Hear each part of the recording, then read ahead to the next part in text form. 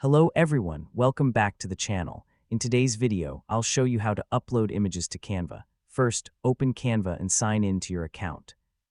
Then create a new design or open an existing project where you want to add your image. Next, go to the left sidebar and click on Uploads. This section allows you to upload your own photos, graphics, and other files from your computer. Now click the Upload Files button. A file browser window will open.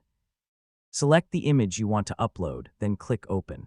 Canva will begin uploading your image. Depending on the file size and your internet connection, this may take a few seconds.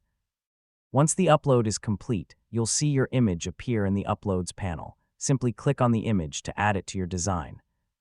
Now you can resize the image by dragging its corners, move it anywhere on the page, rotate it, or combine it with text, shapes, and other design elements to create a professional design.